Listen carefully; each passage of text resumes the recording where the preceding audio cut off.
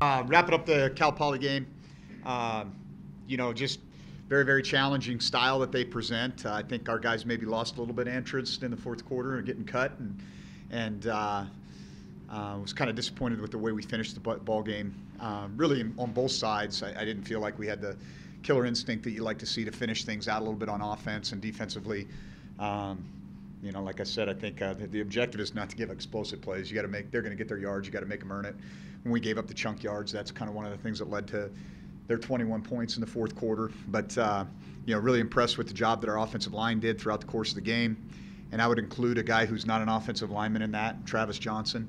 I think that guy was unbelievable, blocking downfield, filling in some of our quarterback run game, operating the system. I mean, I just think that guy's a kind of an unsung hero in that game, and really all year, just in terms of how he's approached things, and didn't go his way in the quarterback competition, didn't flinch, has been an unbelievable teammate, has been a great mentor to our young players, and is a really, really good person. I mean, he's been a great fit in our program, so that's been awesome. Our internal players, our offensive line was our player of the week on offense, with a tip of the hat to Travis Johnson there. Braden Conkle led our team in tackles. I think he had double-digit tackles for the third game in a row. He'll represent us as our player of the week on defense. And then Keaton Anderson, who had the hit on the opening kickoff of the second half, forced the ball out and had another couple of nice plays for us on special teams, was our special teams player of the week. Good team win, and now it's on to the next one. Northern Colorado is an interesting team.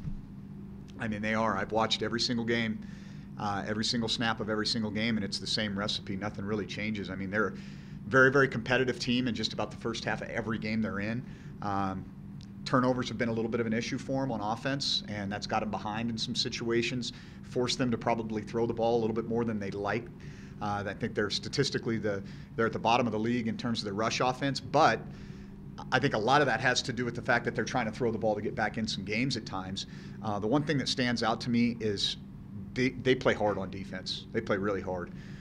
They make you earn everything you get. I really like their front seven. I think they've got good personnel. Number 59 got some twitch on the edge. 62 is an interior guy that causes problems. The safety, number 7, is a really good player. Has, I think, 4 interceptions in league play. I like their linebackers, 29 and 44. They probably play into the line of scrimmage more than a lot of guys do that we played over the last couple of weeks. I wouldn't say they're as good as the Weber State guys, but they're in that category. They play hard. They play downhill. They don't give a lot up in the run game. There's not a lot of explosive runs on tape. You're going to get your yards here and there, but they don't make a lot of mistakes there. They have given up some yards in the back end, and so I think that's the kind of who they are. They're a very, very stout, competitive front seven on defense. I like their personnel, specifically at wide receiver. I mean, 81 is probably on the clock, an NFL type of guy. I mean, he can really blow the top off of defense. He had a little bit more production last year. They played 3 quarterbacks this year. Number 7 started the year for him, and he was a senior. I'm not exactly sure what the situation was with the injury there, but then 14 and 8 have kind of played a lot together. It's not like one guy's played. 14's played a little bit more than 8. And then 8 finished the game this last week against Eastern. They gave Eastern all they wanted. Eastern struggled moving the ball, and it was kind of a field position game. Wind was definitely a factor. You watch it on film there, and the wind was howling down there in Greeley. I think their offensive line's improved. I mentioned 81 as one of their skill guys, number 10, who caught a slant and took it to the house for them last year against us. And then they have a freshman, number 4, who they play some at Wildcat quarterback, but he's kind of an impressive-looking specimen. He's a good-looking player. And then they kind of have a 1-2 punch in the backfield with 16 and 27 at running back. So, like I said, I mean, I just look at it and I'm like, you watch the first half of every game, you'd think this was a 7-2 team, not a 2-7 team. And I don't know if it's lack of depth or what the deal is, but they fight, they play hard, and I think they've got good personnel. I don't see them as being deficient in that area. I think their front seven is probably one of the better front sevens that we have played against. I'd put them on par. Maybe not quite as good as Weber's, but in that category. Weber, Idaho State, that type of deal on the front seven. And then offensively, like I said, you've got guys on the perimeter that can go, that you're going to have to cover, and they'll get some chunk plays down the field. So we've got to make them earn it. I know they're going to make us earn it. I think turnovers, field position are things that are always going to show up in a game like this. And so one thing that's kind of interesting about Northern Colorado, they didn't have a bye week. So this is actually their last game. So they went 11 straight. And I think that's an interesting place for them to be.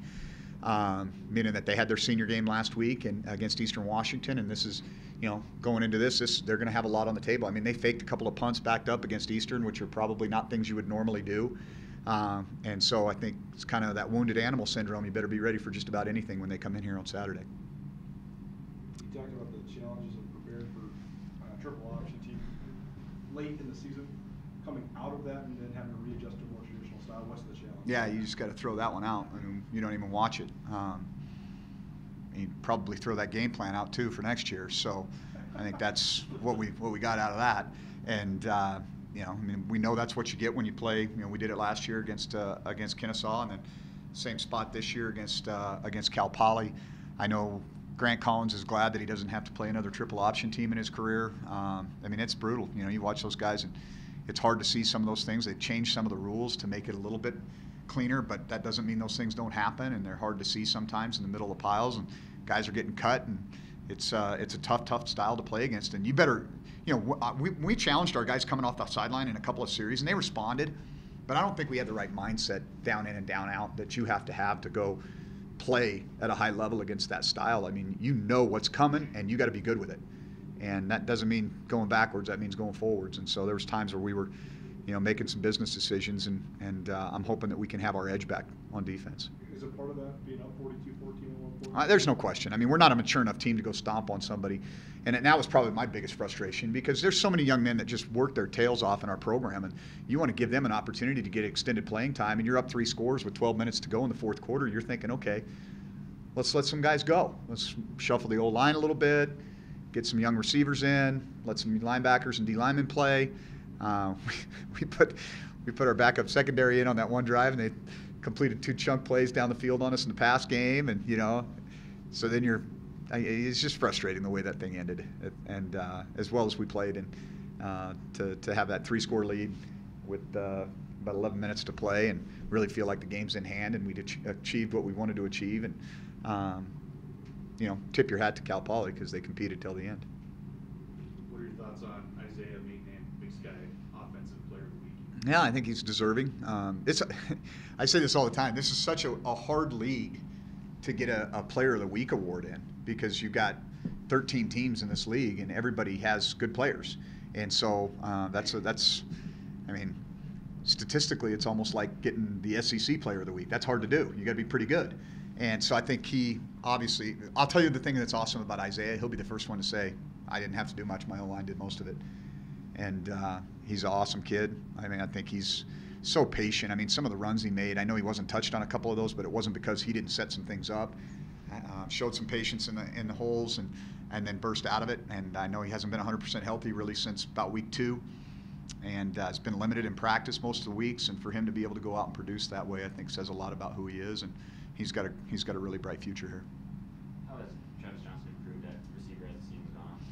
I think he's just bought into some of the things you got to do, like blocking. I mean, we're not a team that right now throws the ball 60 times a game. So what do? You got to be able to go out there and extend plays by blocking downfield. He takes a lot of pride in that. He's a physical guy. It's kind of one of the things you might, not think about him, being a converted quarterback, but he's physical. I mean, he's not afraid to mix it up, and really like how he brings the right mindset to that part of the job.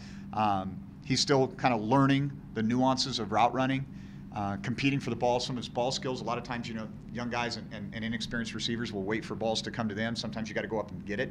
And he's a big guy, and I think he's just going to continue to get better and better and better.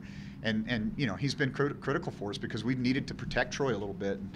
He can go in and operate a lot of our offense, and has been a really productive guy for us, especially in the red zone. It seemed like a big part of the game plan coming into this was a commitment to get the ball into Isaiah's hands and maybe to help alleviate some of that pressure on Troy in terms of the number of touches that he's been getting in run situations. Is that something that was true, and will that continue? Yeah, I think some of it is what's available. I mean, I don't know if I said it in here last week or not, but there was a lot of chunk runs that were on film against Cal Poly, so that wasn't something that hadn't been happening. And I think really, if you watch teams play at this time of the year, they are who they are. That's why I say like Northern Colorado kind of impresses me, because they don't really give up a whole lot on defense. You have to earn everything you get. Whereas Cal Poly hadn't given up a lot of chunk plays in the pass game, but they'd been giving up some chunk plays in the run game. And so They gave us some stuff alignment-wise too that was hard not to take advantage of. It wasn't that we didn't want to call pass plays, but if you can average 10 yards of carry on inside zone, you probably keep running inside zone. How's Troy feeling? Feels great. Feels great. I think Grant feels worse than Troy. Coach, it's going to be senior day, last home game for all of you guys. What do you expect the emotions to be like? How do you hope they embrace those? Yeah, I think that's always it's a special day, but it's kind of a bittersweet day in a lot of ways. A lot of guys that have played a ton of football for us here and have sacrificed a lot, gone through a coaching change, bought into a new culture. Some of them, many of them, have gone through injuries, whether that's Tyrone or Grant or Johnny D. I mean, there's guys that have had to persevere through some adversity, and I think I hope we have an awesome crowd on Saturday. I mean, I think these are young men that should be celebrated for what they've sacrificed for this program and how they've represented this program. I was talking to Bill today. He mentioned that he nominated 5 guys in our program this year for Academic All-American, and I think that speaks to Colin Hammock's going to walk. He's a Rhodes Scholarship finalist. I mean, we have some, not just what these guys have done in terms of how they've represented Montana State between the white lines, but who they are as young men and the future that they have in front of them. And so it's a special day. Emotions will run high, but after that opening kickoff, it's football. And we'll talk about it on Friday night. We'll let them have their piece, and then we'll go play. And with the win, that would clinch a winning season. So I wonder, how much of a benchmark would you think that would be? Yeah, I think that's the expectation, and it's been a struggle. And we've had kind of incremental progress around here, and I still think we're waiting for kind of that breakthrough moment. We've had some good moments, but I still think we're kind of waiting for that breakthrough moment. We had some opportunities this year, and I guess we're just not ready for that yet. But we got an opportunity to do something on Saturday that hasn't been done around here in a while, and I think that's significant and that's important. And then we get another game, and so that's a huge deal for us. And progress has got to be measured in a number of different ways, but I think the most important way that you measure progress on the athletic endeavors is on wins and losses. And talking to Zach Wright yesterday, he doesn't think that breakthrough is that far. I mean, would you agree that it's close? I think we're, and I felt like this about our team last year too. I think we're a better team in a lot of regards than people might think. Like, I think if we were able to do what we need to do and get a chance to get into a tournament, I think we'd be a tough out. In your third year here, it seems like this group of seniors has bought into what you guys want. I mean, it's incremental. Yeah, it takes some time, right, Coulter? Right. I mean, it's not, and quite honestly, that's by design. I mean, my plan coming in here wasn't scorched earth. I wanted to make sure that we won kids over by how we treated them, being consistent, whether that was with discipline or what the expectations and the standards were. And tough decisions have to be made. This is a job where it's really easy sometimes to not do anything, but that will bite you in the rear end in the long run. And so having to make tough decisions, I think we've earned the respect of our players in that locker room. They know that right is right and wrong is wrong, and Coach Choate's not going to put up with it if it's wrong. And over time, what do? You get guys that are academic All-Americans, and you get guys that are winners, and you get guys that will fight for each other and believe in that bond and that brotherhood in that locker room. And when a foundation is strong, it's not going to crumble overnight. And it's kind of been brick by brick that we've tried to build this thing up. And I feel really good about this group of seniors because I think they have been catalysts for us and driving the culture within the locker room. 3 of our captains are seniors this year, and they're all unbelievable human beings. But the bottom line is I feel like every one of those seniors is a guy that brings great leadership. Curtis Amos has bought into this thing and really been a glue guy for us. And Wilson Broad is such a team guy, is so well liked by his teammates. And I mean, I talked to Johnny DiAgostino, doesn't say a word, but just does everything exactly the way you want it done and is a great example. Grant Collins and his toughness and perseverance, and I could go on, but I think it's a great group of guys. They're going to be very successful in whatever they do. It seems like to a man, each one of them has matured in the fashion that we hope the program Yeah. helps guys mature in. I can't say that enough. I mean, some of the things that I'm most proud of is guys like Logan Jones sticking it out. Connor Sullivan, who was kind of a fringe guy for us when I got here, in the classroom was just kind of doing whatever he needed to get by. in the weight room, on the football field. And now, I mean, he studies more film than anybody else we have. He takes so much pride in being a 3.5 student now. I mean, it's just all those things that you go, okay, that's why you do it. And, and I mean, Connor's going to go into education, and we need more young men like him going into education. That's going to be a great role model for other young men in the future. With Grant Collins, I guess, how valuable has his contribution been this season battling the injuries? Invaluable. I mean, without having Josh, Grant has had to be the guy. And he is tough, man. He is tough. He battle every week is get him to game day. And then, his cousin Cal backs him up, and he tapped a couple times in the game to come out, and I was like, Cal, get in there, Cal, get in there. Cal went in a couple times, and his older cousin kicked him back out. He's not, I mean, whatever he has to do, he's going to do. He's going to fight like a warrior till the end, and that's who he is. Have you seen Matt Miller, get a little bit more comfortable or progress or more confident? Yeah, I think there was a noticeable difference to me on game day. He seemed a little more poised, a little more relaxed, and that's going to come. I mean, every week he'll get more comfortable with that role, and I think he's done a really good job. And I'll say this: I mean, it wasn't an easy thing for Brian Armstrong to deal with, and he's dealt with it like a pro and been an unbelievable asset to Matt. And those guys work together as a team in a lot of our game day operations, and so everybody had to elevate, right? Josh has to do more on the sideline. Denarius has to do more on the sideline. And those guys have stepped in and done a really nice job. And I think they've rallied around Matt, I think the way you described Matt was acting offensive coordinator, so I'm wondering if this season is kind of maybe a dress rehearsal for... Well, yeah, I mean, we'll evaluate everything, top to bottom at the end of the season. But, I had an honest and open conversation with Matt. Matt knows where he stands. He knows I believe in him, and I think he's obviously got a bright future. The offensive line, you guys played 6. Do you like that? I mean, you always have a but it seems like you have 6. Where are you at with these? Yeah, I think, there's been some inconsistencies at times with some of those guys, and some of them are young guys that don't weigh a lot, I mean, like Woody's, he's a 300-pound plus body who weighs about 278 right now. And so for him to be able to kind of push through some of those long games, we found, I guess, that moving those guys around does a couple of things. Number one, it keeps them a little more fresh. Number two, I think it engages them. And so now if for example, we're sticking Lewis in it, and we're putting Woody at right tackle, and we're bringing Lewis over to left guard, sliding Reddy in at right guard. Now it's like, okay, little new sense of urgency. This series, this is how we're going to operate. It also gives us some options, I think, because I do think that like having Wilson and Lewis together, those are our two biggest guys. And so playing those guys on the same side together maybe gives you some things that wouldn't be available to you otherwise. Is that hard for offensive linemen to... It's not normal. I think usually those guys want to play 5 as 1, but it's just it's kind of worked for us the last couple weeks. You mentioned the quarterback situation. See, it looked like 14 hit his hand on a helmet. That's what I thought too. Are you going to prepare for? I guess are the skill sets between 14 and 8 different? I think they're close. Stylistically, the offense doesn't really appear to change much. I would say 14 probably has a stronger arm.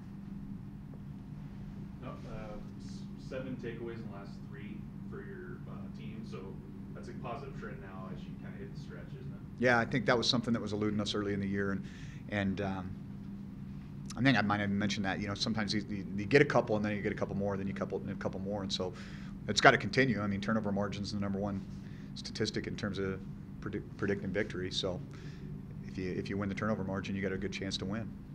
You mentioned Zach Rev. What have you thought of him progressing as the season has gone on? Has this kind of hearing, has he dealt with that well? Yeah, he has. It's been easy for him not have to play center. That's where it was the biggest challenge. Putting him at guard where he's right next to the ball, and he doesn't have to make all the line calls. He doesn't have to hear if there's a change or something like that. So that's something that he's overcome and done a nice job at. He's a really competitive kid. I mean, he's a scrapper. He's the smallest guy on our line, but he doesn't play that way. I mean, he's ferocious. I love the way the kid plays. Do you worry about the element of a trap game here with the Grizz game in 2 weeks? Or? Yeah, I don't. I would be extremely disappointed, and I'll set the stage accordingly. As I said, I mean, I have these guys have my attention. They have my attention. You talk about Keaton Anderson, just how he's grown up a little Yeah, it was funny because even in the recruiting process, I was talking to Coach Murdoch from Billings Senior, and you know, his film was probably, he was one of the first guys that we offered that year. I mean, his film was clearly, he stood out as one of the best players in the state of Montana without question. And then you kind of talk to him, he's very quiet, very reserved, and you know, you're like, you're going to be playing safeties, you know, I mean, can you get me fired up here a little bit, Keaton, you know? And I kind of dig in on it, and I talked to Coach Murdoch, and he's like, well, that's kind of who he is. I mean, he's kind of a, you know, really easygoing, quiet kid, but you know, every year he got better and better and better, and I kind of see that development here too, where year one kind of dip your toe in the water, feel things out. Year two, start playing a little bit more and a little bit more. Now he's having an impact for us on special teams and getting game reps in some situations, and I think he's just a guy that's going to continue to grow. The biggest thing that he needs to do right now for us is in the offseason, he's really got to buy into the weight room. He needs to put about 10 pounds on. So I think to be a guy that we can count on to be a box safety for us at times. One interesting thing with these seniors, Byron has been the coach for three of these guys. This is his first position group, Jeff. So what have you thought of the way he's grown with kind of alongside? Yeah, it's fun. That's a good question, and I think there's certainly something to that. I think that he's been fortunate to have those three, and I think they've been fortunate to have him. I mean, I think that it's been a really good mesh in terms of personalities and chemistry. Byron can be a little stubborn at times, and so can Zach and Tuck and Tyrone, and so they play off it. But I know because first year and a half I was in that room all the time, and not every day, but I was in there a lot. And he's got one of the hardest jobs on the team because he's coaching a position that the head coach coached, right? So I have an opinion about everything we do on the defensive line. And he has been amazing. I mean, he's like a sponge. He takes whatever I say and uses most of it and probably lets some of it go out one ear. But he's been awesome to watch him grow, and he'll have a special relationship, I think, with those three his whole career. I mean, I think that they'll remain in contact, and I don't know, those three guys might all get married before he does, so it doesn't, you know.